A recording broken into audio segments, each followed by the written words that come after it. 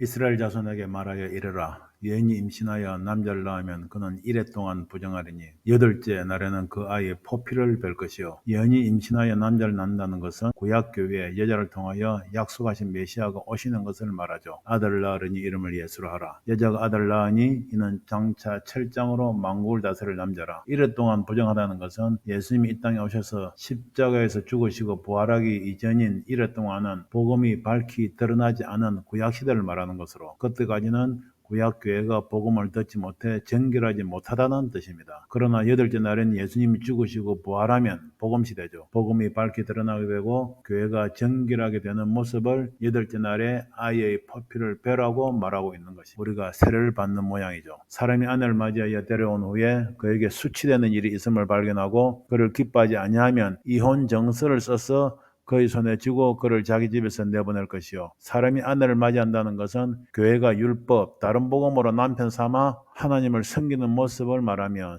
그런데 아내가 수치되는 일을 했다는 것은 율법을 온전히 지키지 못함을 교회인 아내가 비로소 깨닫게 되었다는 것이죠. 우리들 이방교회와 그리고 메시아닉 유대인들이죠. 그런 아내에게 이혼 정서를 써서 내보내라 말하는 것입니다. 무슨 뜻일까요? 그 여자는 그의 집에서 나가서 다른 사람이 아내가 되려니와 다른 사람이 아내가 된다는 것은 율법이라는 신랑을 떠나서 그 약속의 말씀을 다 이루어 주셔서 아내로 삼아줄 예수님의 신부가 된다는 뜻입니다. 할렐루야. 그런데 그의 둘째 남편도 그를 미워하여 이혼 정서를 써서 그의 손에 주고 그를 자기 집에서 내보냈거나, 또는 그를 아내로 맞이한 둘째 남편이 죽었다 하자 그 여자는 이미 몸을 더럽혔은즉 그를 내보낸 전 남편이 그를 다시 아내로 맞이하지 말지니, 그 남편이 복음이 그를 미워하거나 죽었다는 것은 복음이 자신의 생명을 살리지 못하는 것으로 실족하여 복음을 의심하는 경우를 말하는 것입니다. 그렇다고 해도 복음은 절대로 떠나지 말아야 생명을 살릴 수 있다는 것을 의미합니다. 사도 바울이 정리합니다. 남편 있는 여인이 그 남편 생전에는 법으로 그에게 매인바되나 만일 그 남편이 죽으면 남편의 법에서 벗어나느니라. 남편 있는 여인은 율법이라는 신랑을 따르고 있는 교회를 말하는 것으로,